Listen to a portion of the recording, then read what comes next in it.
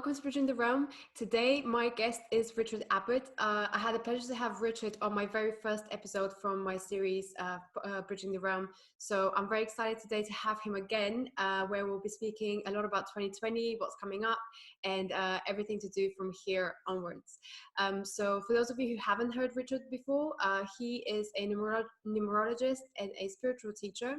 He has studied numerology since 1989 and has written extensively on the topics of numerology, tarot, meditation, and spiritual practices, and has 7 published books on the subjects.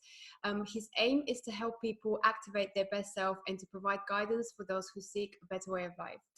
So, Richard, thank you so much for coming on again. How are you? Good. Nice to see you. Thanks for having me back. Yeah. Big things happening for 2020. So, oh yeah.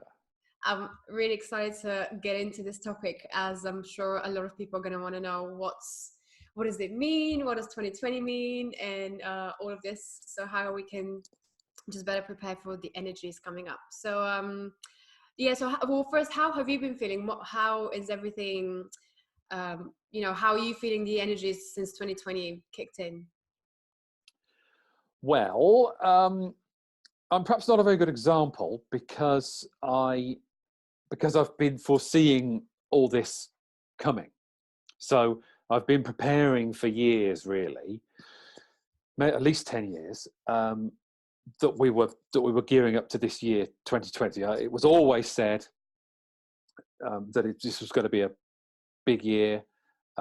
Astrology definitely confirms it. Numerology says so. Lots of other things talk about it too. I have actually thought for a long time, I think I said this, I gave a talk in 2012 about 2012, the end of the Mayan long count calendar. And I said, which annoyed some people at the time, I said, well, you know what, guys, this isn't actually a big deal. The big deal is going to be 2020. And I've thought that I've thought that for 10 years, that the big deal, the big change, the big shift that lots of people have been waiting for is this year. So, I've been preparing. Wow. Okay, so you know what's coming up, so you're not too scared, I guess, like the rest of us. I don't know what exactly is gonna happen, but what I know is that it's going to be big, and it's going to be far-reaching, and it's going to be the culmination of what's been going on for many years, and a kind of stake in the ground as a marker of what's going to be going on for subsequent years. There's a lot of strong energies going on, and therefore there will be big stuff going on. I mean, there's 2 obvious examples. If we deal in the realm of people, shall I say that? So if we deal in the realm of people, not for the moment, put aside things that are going on the planet. That's not to say they're less important, but let's just talk about people for a second. There's 2 individuals who are having, what are we in now? What date is it today? The 13th of January. So 13 days in to the year, we've got 2 people who are having an enormous effect on certainly the West, but actually the planet. Yeah. One is Donald Trump. The other one is Meghan Markle. Donald Trump is a numerology destiny number 22. So you take his date of birth, add it up, get a double-digit number, it's 22. So Donald Trump is a 22. Do the same for Meghan Markle, add up her date of birth. What do you get? She's a 22 as well. Oh, wow. The year 2020, 2020, strip the zeros out. What have you got? 22. Yeah. So you've got 22 people already having a large effect in the 22 energy of the whole year. Wow. And we're only 13 days in. Oh God. Yeah. And they're probably, I wouldn't describe them as the best people to have an effect on the well, there's the snag. There's the problem here, that it was always the case that the changes in 2020 were going to be big and strong, but it was never said, I certainly never thought it, that the changes would be all happy and positive. Yeah. Mm. So it gets a bit deep here, and we don't have to necessarily get into this, but it's a question for people. If there is change, if you really want change in your life, in the world, then sometimes there has to be disruption before you get that change. So, for example, when you move house, you have to pack up all your stuff. It's a pain. Moving house is a pain. It's more than a pain, actually. It could be really traumatic. But then you're in a better place when you've moved house. So 2020, we're in, and actually all of these years, all of the past few years and the next couple of years, it's all about moving house. And it's not about actually arriving in the new house and going, yeah, I'm really happy. It's about the process of packing up and moving and settling in. Wow, that's big. Okay, so for those people who are still not completely set on exactly what it is that they want, they shouldn't panic too much that they haven't decided yet. It's kind of more about the creating that change and actually making that next move, the next step. Absolutely. So the first thing important to say is that, well, we can't stop people worrying, right? We can't stop people being concerned about the state of the planet and the events that are happening. But, I don't actually think that we're all going to die and the world is going to end. I don't think that, and I've not ever thought that, actually. And anybody that knows me will confirm that I'm not always the most optimistic person in the world. I'm sometimes a bit downbeat about things and about life. So if I'm saying I don't think everything is coming to an end, then it's probably I'm being optimistic. So that's possible. That is. It's quite possible. Yeah. So it's quite rare. Yeah. But change is challenging. Change is difficult. Change is hard. Lots of us don't like it. Yeah, so it almost feels like you're in the middle of a storm and you've no idea what's going on. Well, that's right. But the thing is, you see, there's a bit of a contradiction, because a lot of people will talk about change and they'll say, no, I'm really up for change, they'll say. But what they really mean is that they're up for gentle change or planned change. Yeah. But the universe doesn't work like that. The universe doesn't deal in, well, you can have it nice and these people can have it hard. It's just like, no, change just is. Yeah. The wheel turns. We're going to be okay. It's certainly challenging. What can we do about it? We take the two digits that make up the number 22 and we add them together. 2 plus 2 is 4. And we work with the energy of the number 4. And the energy of the number 4 is foundations, order, structure, lists, routines, grounding. We've got to be, the number one piece of advice is, we've got to be grounded. This year we have to be grounded. Really big time. Okay. Okay, so is that kind of like just so that whatever changes are happening, they have the ability to kind of stabilize in your life, or to... Exactly. Yeah. Exactly. So it's like, so there's a storm going on, like you described, and it is a storm, really. There's lots of people who think of it in these terms. Some astrologers speak about it being a planetary storm, where these large planets join together and kind of whip up the energy. The numbers say the same kind of idea. So if your house is like in the Wizard of Oz, if your house is built out of built with no foundations, then it gets whipped up and carried away. But if your house is bolted firmly into the ground, you're all right. By house, I mean your life, your body, etc., etc. So, like, in a nutshell, what does grounding mean? It means eat properly and go to the gym. that's really what it means, Yeah. because that is the most grounding Yeah. things that you could do. Eat properly, go to the gym, some movement of some kind. Yeah. So that your body. Yeah. So you're in your body. Mm, okay. Okay. So that's more on, I guess, on a mental level as well, isn't it? Because it just keeps your mind quite clear, and so that you're not kind of up in the clouds and things like that. Yeah. Okay. And that will, and because it's the foundation of everything, Mm, it will then affect everything. So the storm can rage, but if you're in your body, yeah. then the storm will rage around you and will then go off. Yeah. Whereas if you're not in your body, the storm will whip you up and disconnect you. Oh, wow. Okay, that's a good way to think about it. I'll have that in mind for this year. Okay, so more exercise and eating well. Yeah, I mean it's weird because that's definitely been coming up for me personally.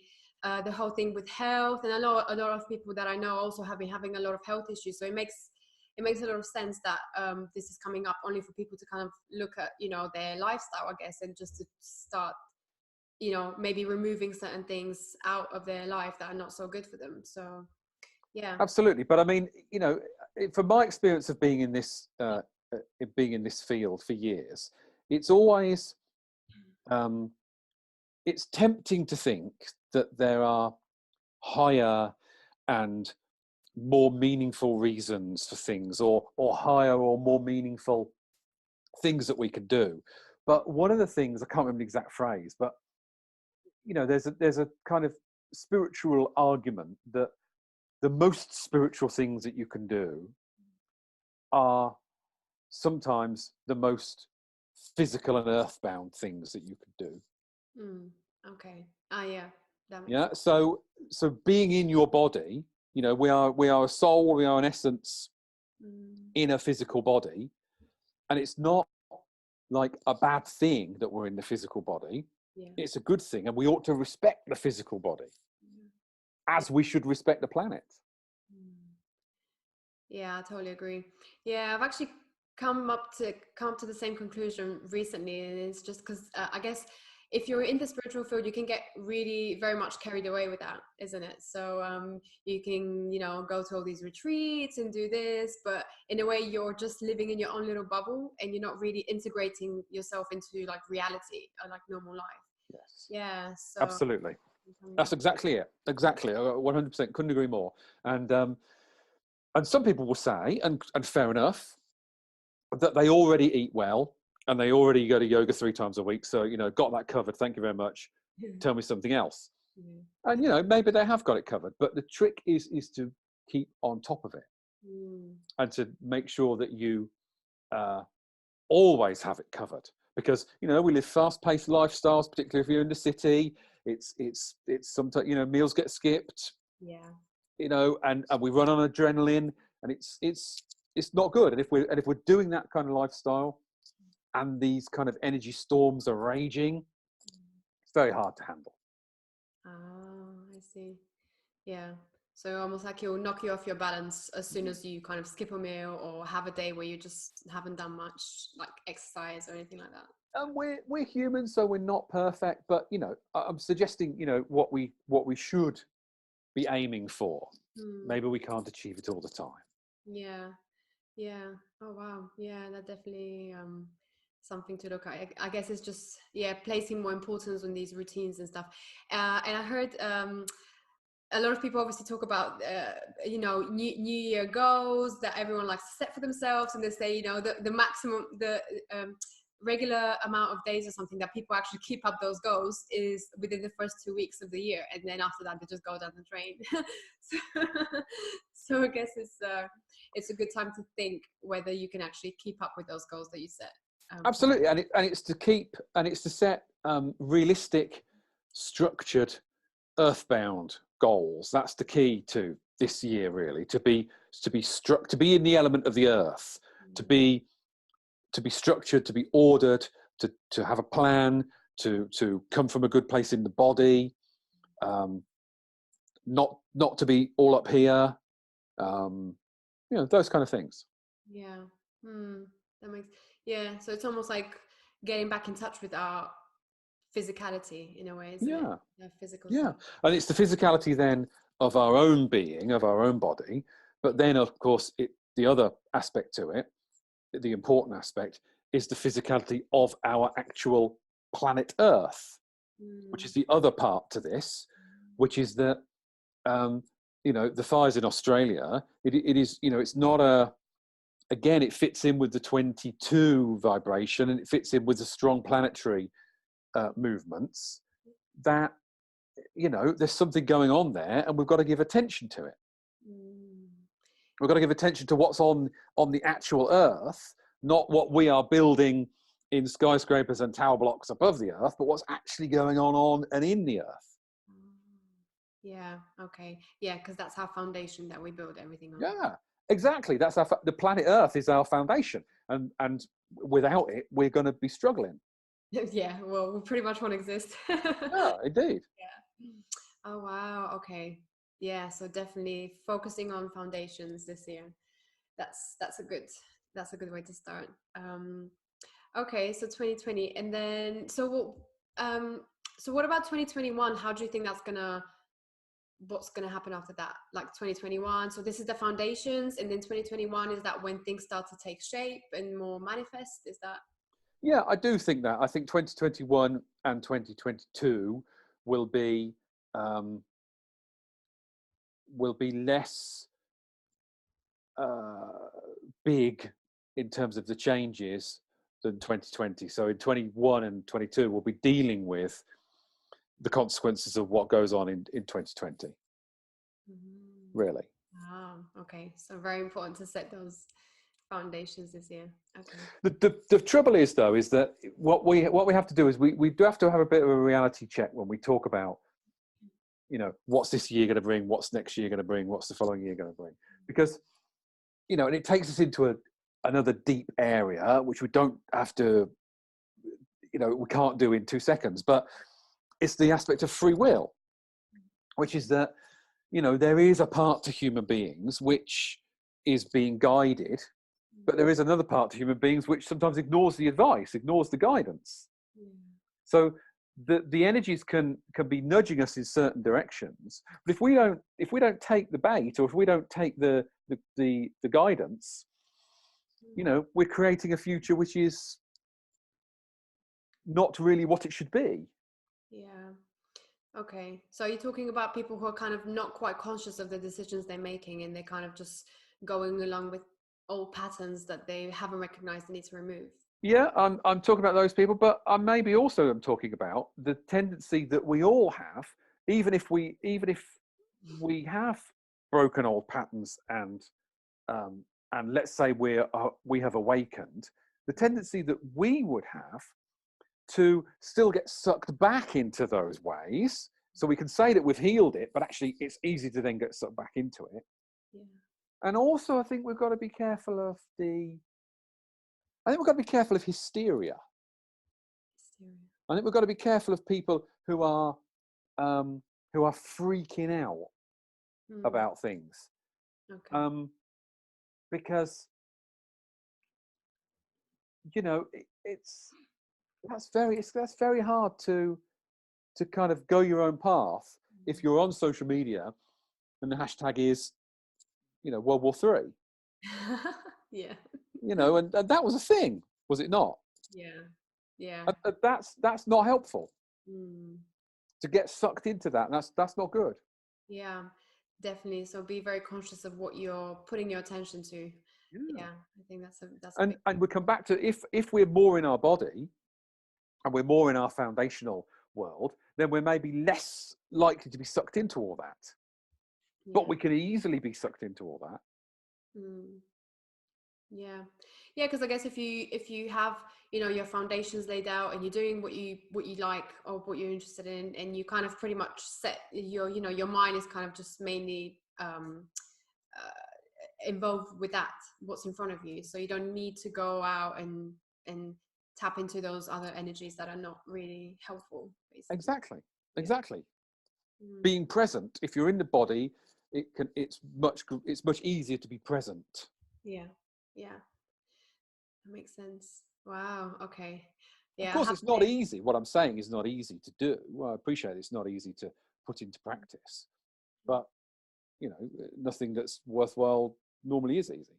Mm. Yeah, yeah, you could definitely feel the hysteria a little bit this for the last 2 weeks since with the whole World War III and people. I actually had one of my friends message me and ask me, "Oh my God, did you hear about this?" And I haven't. I don't watch the news. I don't like anything. So it was actually through her that I found out about the whole World War III. And I was like, "Oh no, who said that?" You know. So it's kind of like, yeah. It's and you can argue, you know, whether it's true or not, and then you have to follow the news in order to know whether it's true or not. So it's hooked you into the game. Yeah. Um, but I, and obviously people are concerned, and that's fine. It's understandable. But I don't think all that kind of stuff is helpful. Yeah. I guess we're much better off putting our energy into something that's actually practically useful for us, like here and now, rather than something that we can't control, like World War III. So, Yeah, yeah, I would say so. yeah. Okay, wow. Okay, and so what about? Tell me about the. You've written a bit about the distinction between the mind and feelings, and how we used to be very much mind orientated, and we used to make all of our choices from using our mind. And then in the last kind of, I guess, decade, there's been a lot of shift into feelings and getting back in touch with our emotions, which is all really good because people are healing their traumas, which you need to get back in touch with your emotions to do that. But at the same time, there can be a bit of a downfall if you're too much in your emotions all the time. So tell me a bit about that and what your thoughts are. So yeah, so the way I see it is that you've got we have had a situation like you've just said where mind, thoughts, thinking had supremacy over, let's say, heart and feelings. Let's put it in those terms. It's a bit crude, but let's put it in those terms. Yeah. But that was how it worked. And if you had strong feelings, you were meant to use your mind to suppress those feelings, and then everything would be fine. Now, that's not how it is anymore, and it's also good that it's not how it is, because people who I know are still like that, who still really are ruled entirely by their mind, and they use their mind to suppress all emotion and feeling. Yeah. What are those people like? Well, the people that I know that are like that are, they're often actually quite successful, but they're definitely not happy. And even in their success, I wouldn't say that they're really enjoying their success. So they have all the stuff that comes with their success, but they're not really able to really enjoy that stuff. Never mind enjoy life without stuff. Yeah. So the whole old paradigm of mind in order to should rule and feelings should be suppressed is gone, and thank God for that. But so it was like that, and to a large extent it's now going like that. Yeah. The other way around. And I'm not sure that that is much better. It's different. It's a different type of problem, but I'm not sure that I'm not sure that it's a good solution. And I actually think it's only a staging post to where we are headed. Because so if we are in touch with our feelings, if we can recognize our feelings and be truthful about our emotions, we can, as you say, heal ancestral trauma, heal this lifetime trauma. We can generally be a nicer person. We can also be a happier person because we can connect with joy in a deeper way. It also makes us more truthful. You're more compassionate. So the mind can rationalize really bad behavior, really destructive behavior to the planet and to other people, but the heart won't rationalize it, and the heart will be like, no, this is terrible, we need to do something about it. Great, this is all good. But in the same way that you can get lost in your head, in the forest of your thoughts, in the same way that can go wrong, the heart space can go wrong too. And some people aren't going to be up for what I'm saying here at all. I know they're definitely not. But as far as I'm concerned, feelings can deceive. They can lie. And they also change. So the problem with the real problem with feelings, quite apart from the fact that sometimes they lie, is that you can feel a certain way about something in the morning and feel a completely different way about it in the afternoon. And then a third different way about it the following day. And what's the result of that? The result of that is that nothing really gets done. You don't go forward, and you're just lost in this sea of, I don't know what to do. Yeah? That makes sense. Yeah, because I mean, I guess sometimes you could feel something because of a trauma, you know, because of something that's rising up within you that's been triggered, and then you're getting these feelings. So that doesn't mean necessarily act upon your feelings, because your feelings are as a result of that trigger. So it may not. So we've been out of balance. We've been out of balance, and we've been all to the mind and not to the heart in those terms. So we've implied that the mind has got a superiority over the heart. I don't think that it has. But neither has the heart got superiority over the mind. And the real point here is that rather than it being mind over heart or heart over mind, really what it needs to be is heart and mind in balance, which allows a space for a third thing to happen. Because there is such a thing as, so I call it the voice of guidance, right? Some people are just going to say, well, it's intuition, it's psychic ability. They're going to give it different terms, and that's fine. But it's the knowing that is not from the mind, and it's not from the feelings. And this is difficult because some people will say to this, well, what he's talking about is feelings. He's talking about the mind says something, the feelings say something else. There we go, you go with the feelings. I'm saying the mind can say something, the feelings can say something else, but actually the answer is something else again. Yeah, Yeah, do you see that? Yeah. It's quite good. Well, so I've heard, well, I guess for me, I would refer to that as like your higher self or something, right? Like your higher self. So. Yes, great. But the higher self is not feelings orientated. It's not mind. It's definitely not mind, but it's not feelings either.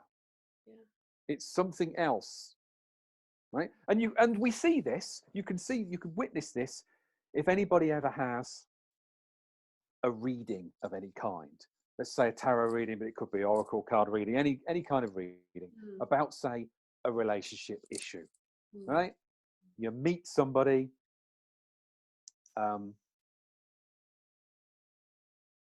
your mind says that they're a certain kind of person.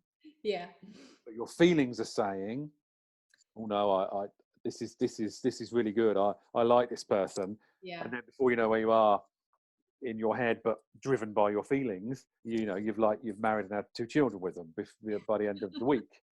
That's where the feelings lead you. Yeah, so and the feelings take over.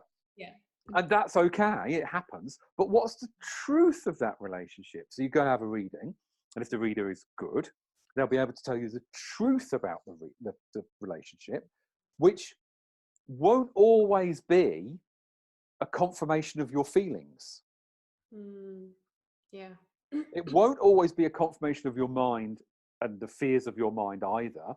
It might be if it's any good, it'll be a third something, which says, well, hang on a minute, this person's got this path, you've got this path, and you overlap in these ways, but you conflict in these ways, and they'll be able to give you a piece of gold, a golden piece of information, which your own feelings can't reveal because you're so in love with them.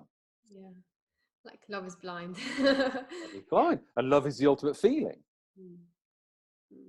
So there's a third thing, which is not mind, not heart, not thoughts, not feelings. It's above and bigger than those. Now, some people sometimes describe this as a knowing. Yeah. And if you have practice kind of playing with this, you can distinguish that a knowing is definitely not a mind activity, because the mind is all about questions, Yeah. and not answers.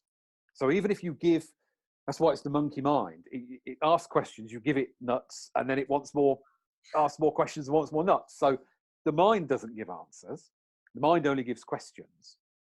But the feelings aren't knowings, but feelings can be very strong, and it's easy to believe that our feelings are knowings when actually maybe they're not.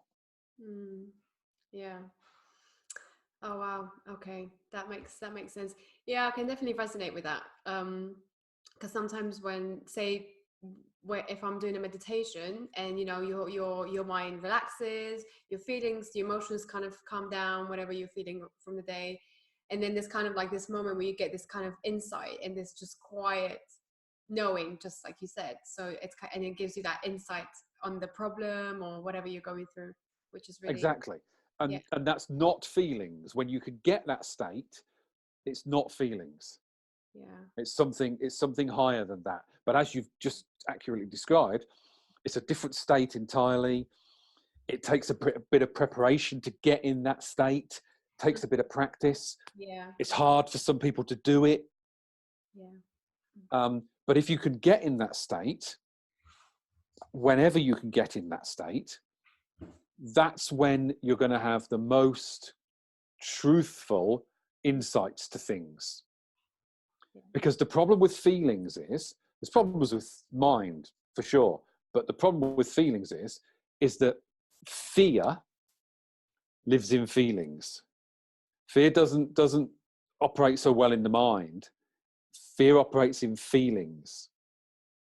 So we can have visceral gut fears about things which are completely irrational. So the mind can say, oh no, don't be ridiculous, it's not going to be like that.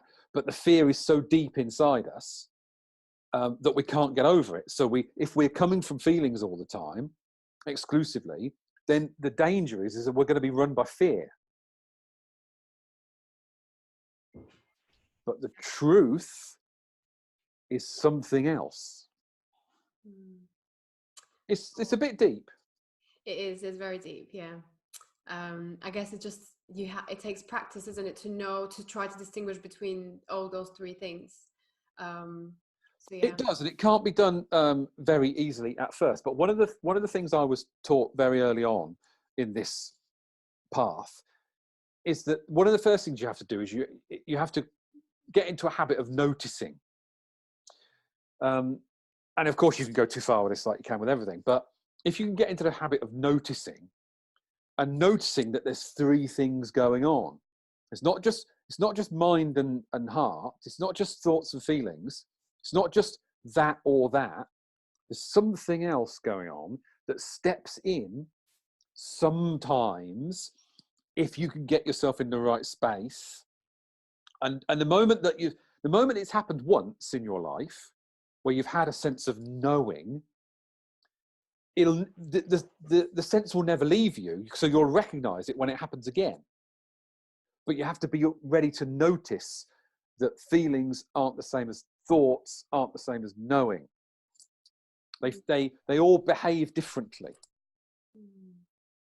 Like you can sometimes give them descriptions. It depends on everybody's different. But for example, I know for me that knowings, when they come quietly and they don't repeat themselves. I've noticed that about me. Now, maybe other people are different, but I do think that's a thing.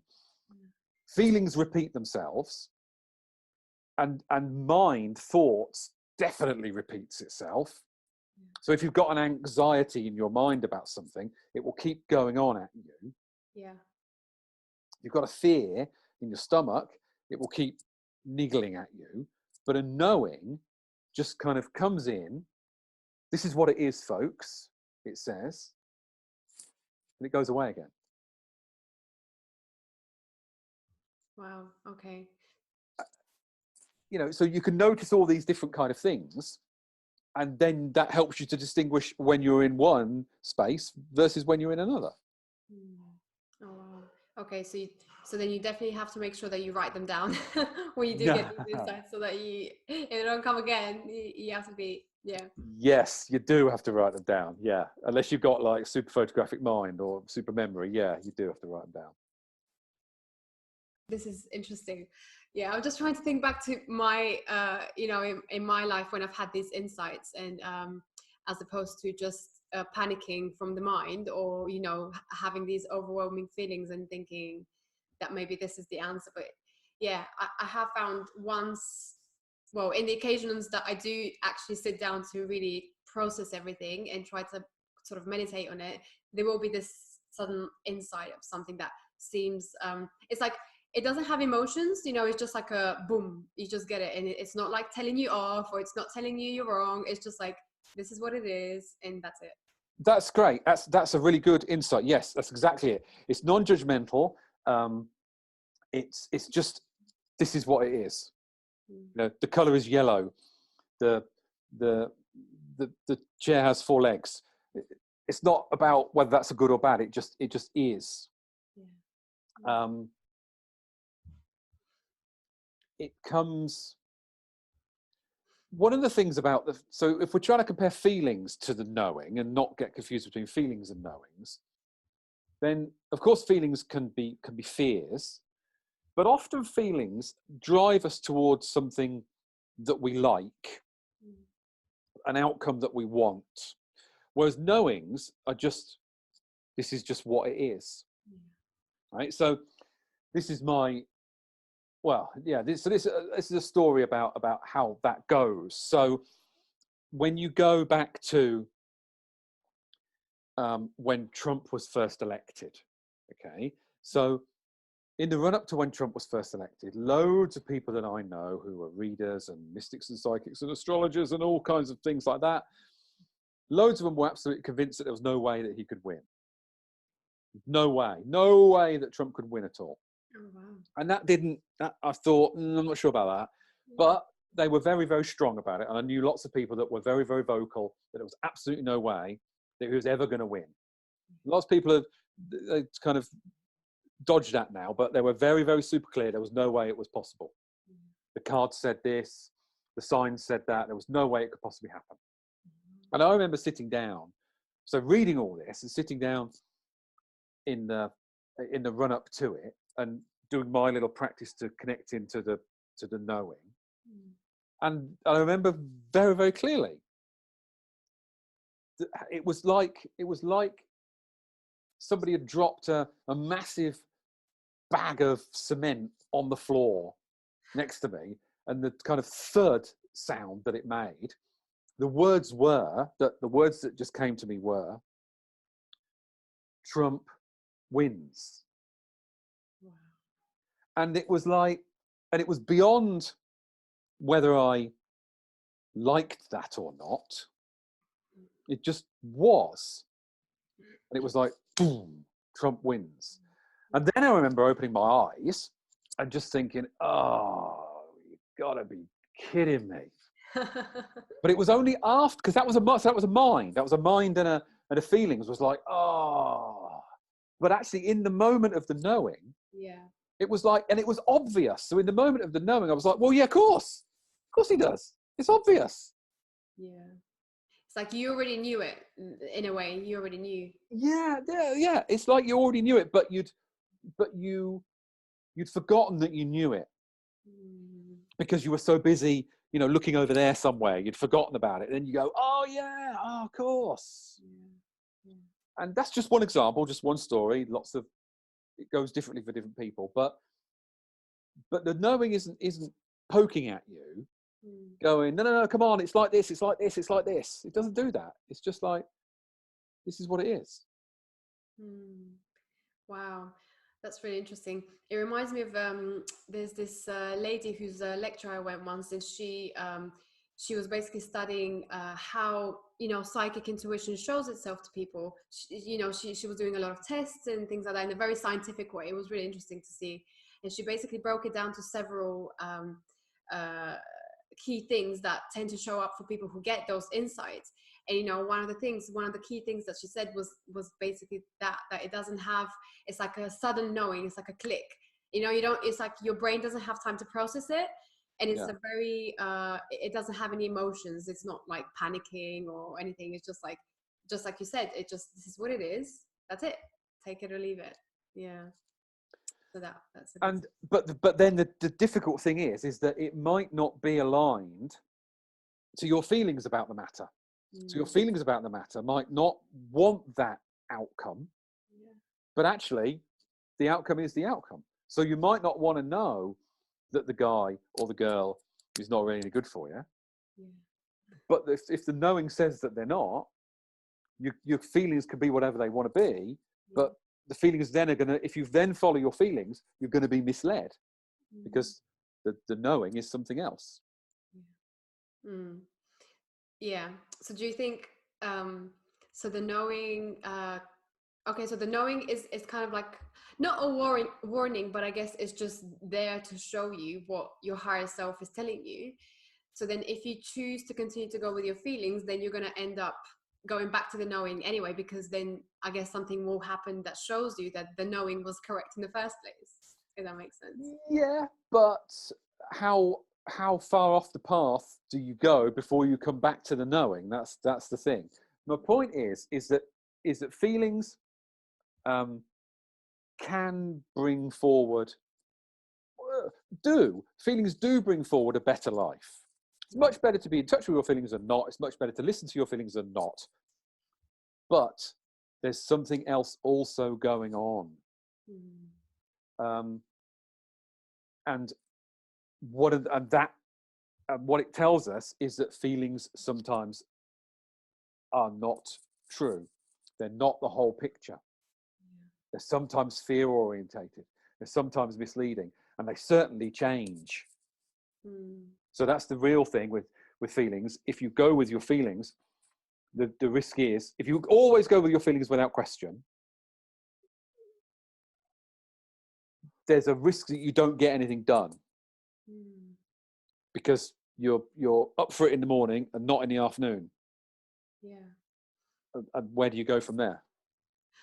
Okay, so if you go with your feelings, you might not get anything. Okay, because your feelings are so changeable, and if you continue to follow them, then you're just gonna keep going in different directions all the time, and you don't get. Okay, I get it.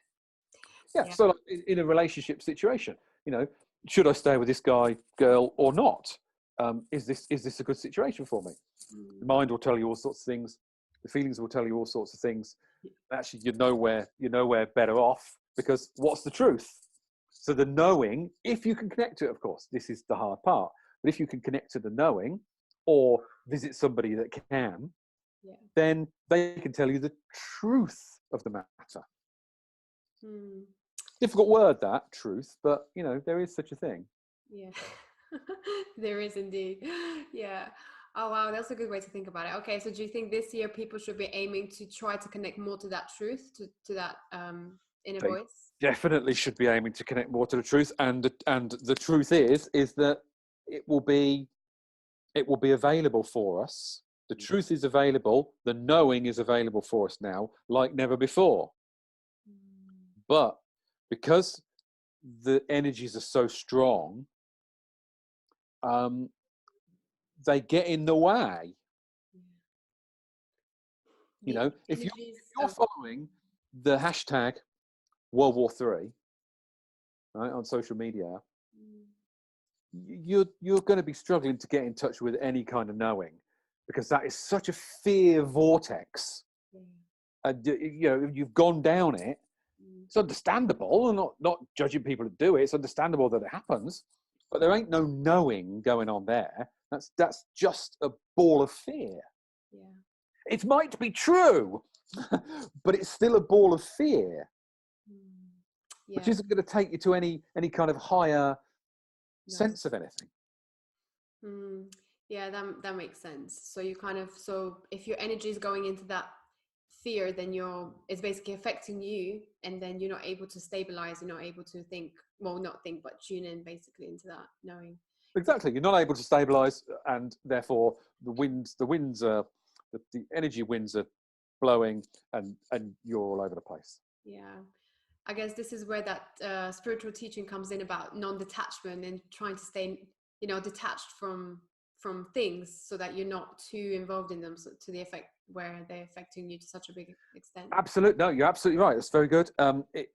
Non-attachment is absolutely essential for this practice, but it's really hard, and it's harder now than it's ever been, because with the energies being so strong,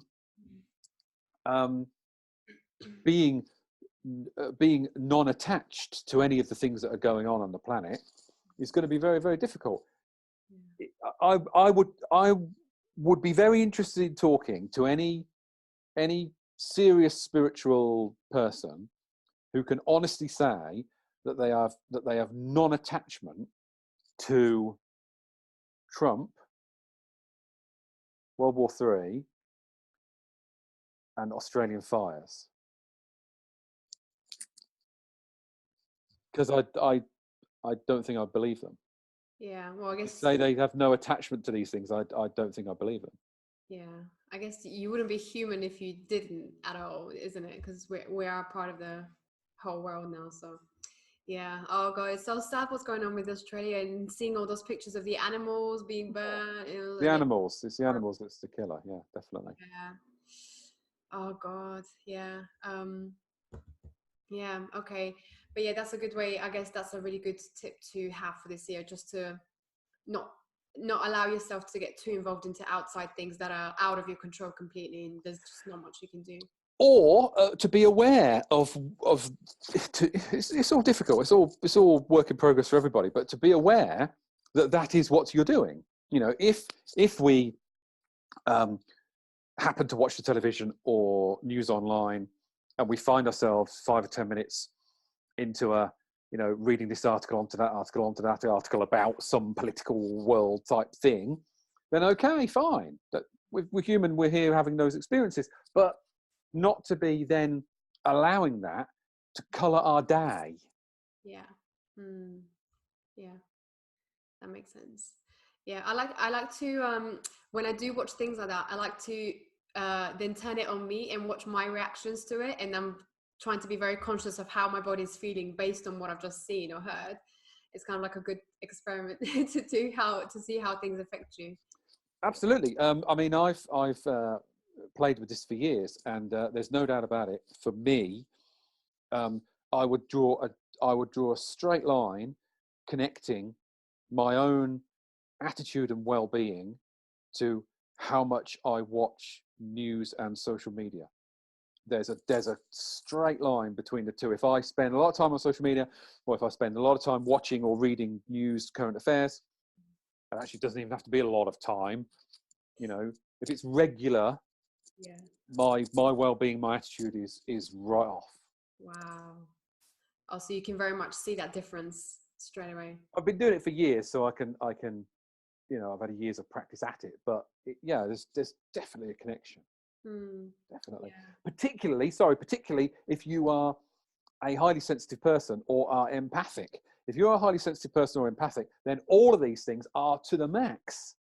In fact, if you're a highly sensitive person and empathic, and you're on social media following hashtag World War III, man, that's so heavy. That's so heavy. Because you're literally feeling everyone's emotions as well. Yeah. At the same time, isn't it? Yeah. Feeling all the fears of all the other people that are on there screaming about this, that, or the other. Yeah. So that's, again, I guess another important tip for why we should be more aligning with us sort of inner intuition and inner knowing and tapping into that more. Yeah. As I say, this is hard. It's hard. It's hard to do. It's hard to explain. It's hard to practice. It's hard to get right. But it's part of our evolution. It's part of our growth to master these energies and these techniques. Yeah. Yeah, wow. So is there a daily practice that you do that makes you more aligned and, you know, in tune with yourself? Yeah, I mean, I have a few, but I think that if I'm trying to make it, if I'm trying to say something that will be useful to people, it, the most important thing is to whatever practice you have, is to do it before you start your day. I can't stress enough how important it is, if you do meditation, if you do mindfulness, if it's only 5 or 10 minutes, whatever it might be, is to do it before you switch your phone on, before you lift up your computer, before you put the telly on, before you put the radio on, before you put any music on, before anything's happened in the day, before you've taken any calls or done any text or any messages, before any of that, you get yourself in your body and calm in your mind and balanced with everything else before everything kicks off. Because trying to recover, trying to get yourself back to a balanced state after you've followed #World War III is almost impossible. Is almost impossible. Mm. Yeah, that makes sense. Because by that time, your mind is already out there and you're not grounded and you're It's already gone. worried. Yeah. Wow. Yeah. And again, it's not easy. We have lives, we have responsibilities, maybe we have children, all kinds of stuff. And some people do say that they can have a much better chance doing a deep meditation for half an hour in the evening. Okay. And that helps some people to sleep at night as well. Okay. But I think there's something not, we have to be careful if that's what we're doing, because if we are basically living a toxic day and then trying to clean it up in the evening so that we can live a toxic day again tomorrow and clean it up in the evening, that's okay. That's better than not cleaning it up. But it's not progress. Progress is when we can start the day clean, inverted commas, deal with what we have going on in the day, take the appropriate lessons from it, put the things in their right perspective, and then the next morning when you do your practice, you're building on the state that you attained the previous day, rather than catching up, rather than playing catch up all the time. Yeah, so you're kind of slowly progressing rather than, that makes sense. Everybody's different, but that's my top tip, as it were. Okay, so definitely start your day with something that grounds you and that builds that positive foundation. You can work your way up from there in a day. Yeah, there's a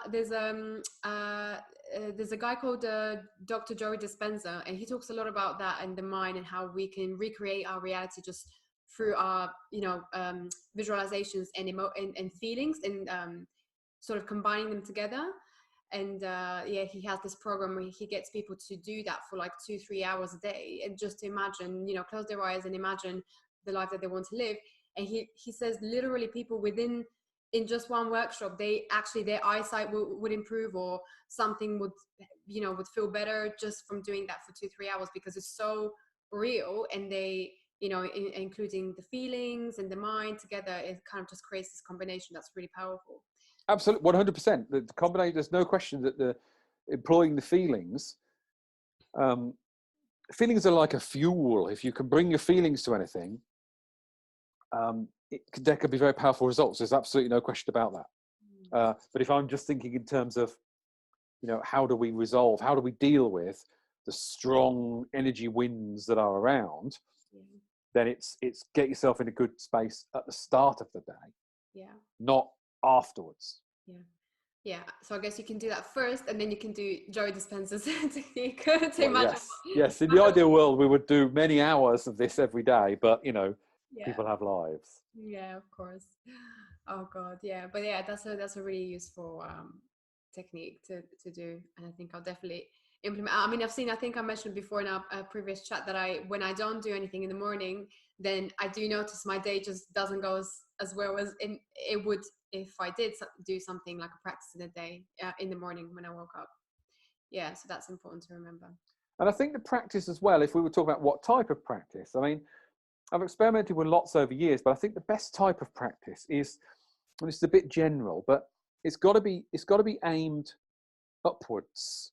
What I mean by that is, it's got to be a practice that it's focused on the universe, God, for want of a better word. It's not got to be a practice which is, well, I mean, it can be, but ideally it's not a practice that is to do with you as such. It's a practice that is to do with something higher than you. So it's like turning on the tap at that moment to allow the stuff that is higher than you to pour into you, if you could put it that way. Okay, so you're kind of opening yourself up to that. Yeah, so an upward focus. Yeah. You know, this is where we would say things like, you know, this is where we want things for the highest good. Yeah. And this is where we want the higher self to step forward. This is where we want the, you know, reveal, you want your part in the universal plan to be revealed, and how can I harmonize with what the universe wants from me, and all these that kind of language. Rather than just well-being, yes, but rather than just only a personal well-being, what's good for the whole. For your whole being. So very much connecting with that spiritual side of us this year. It's like, yes. Yeah, so bridging the realm, basically. It could be described as that. Yes, bridging the realm. What a fantastic idea. Somebody ought to start something that's called that. I know, right? Yeah. Yes. Yeah, no, that makes a lot of sense. I think it's so key. And last but not least, I wanted to just quickly talk about, because we're in the UK, obviously, with the whole Brexit thing. I know you've written a book that pretty much that predicted that Brexit will happen. And so how can we, obviously for the people here who are panicking and not knowing what's going to happen, what's the best thing for us to do right now? How can we manage those?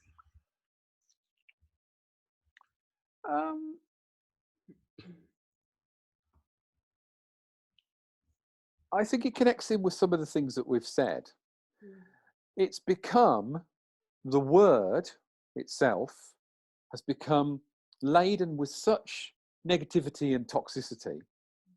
It's untrue what that word carries now. And you know what? Some people might say, well, it's easy for me to say. And it is easy for me to say. But I wonder whether A, much will change, and whether B, it might not be so bad.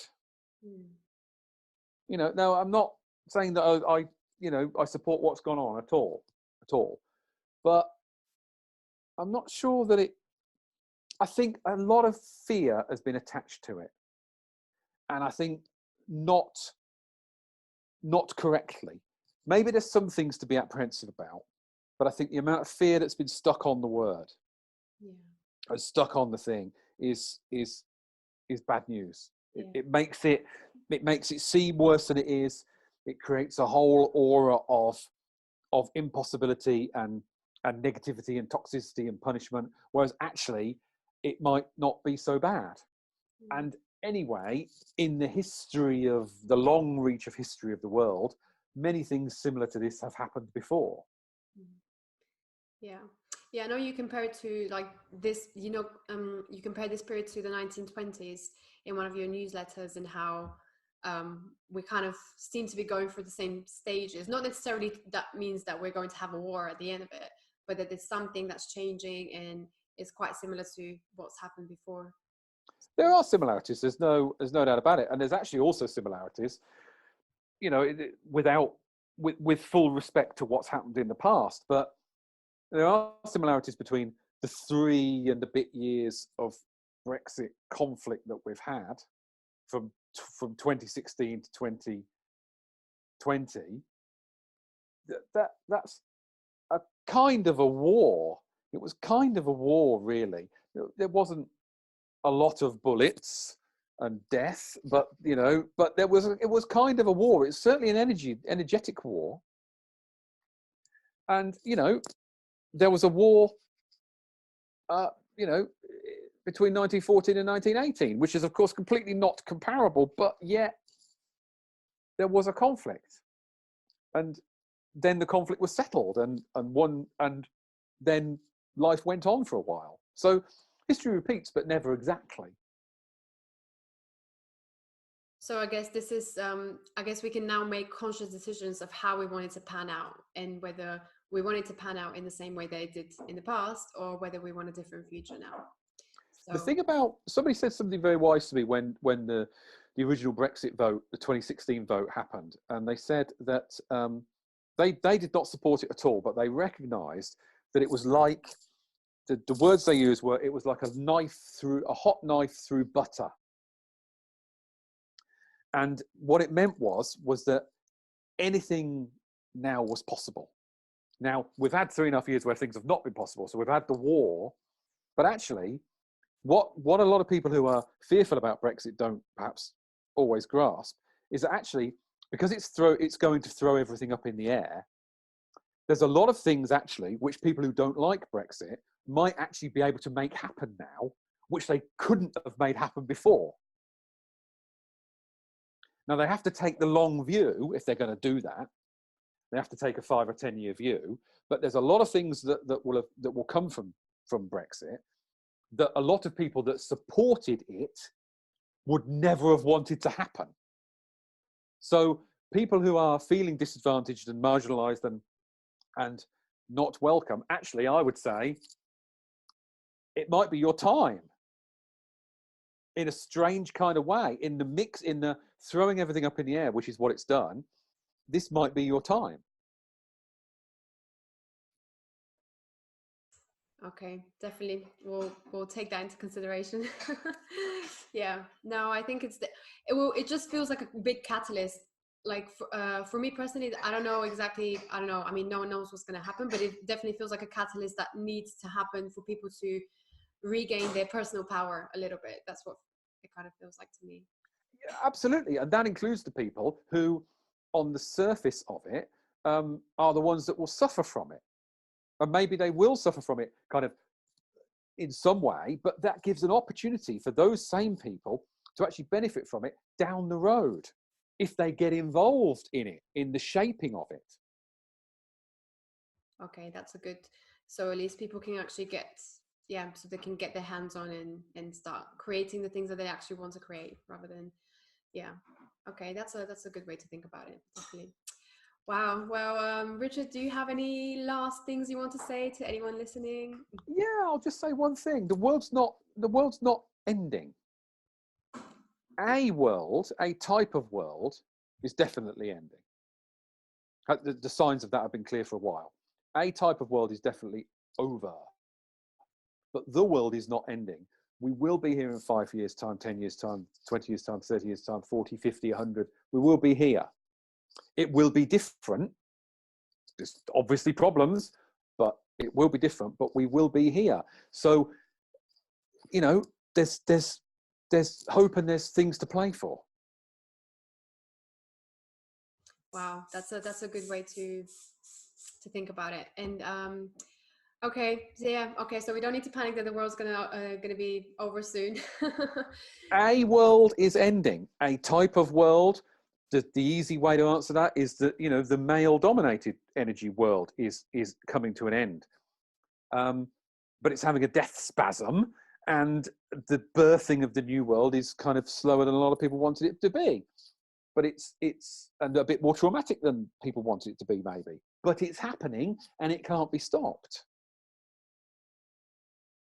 Okay, yeah, and I've also, from what I heard, this year is also the year of the goddess, or at least like some spiritual people are saying that. So there's this whole thing about the divine feminine coming in, and Yes, but I take the attitude that every year is that now. So from a numerology point of view, from the year 2000, we're in the goddess energy, we're in the feminine energy, and it's very, very, very early days.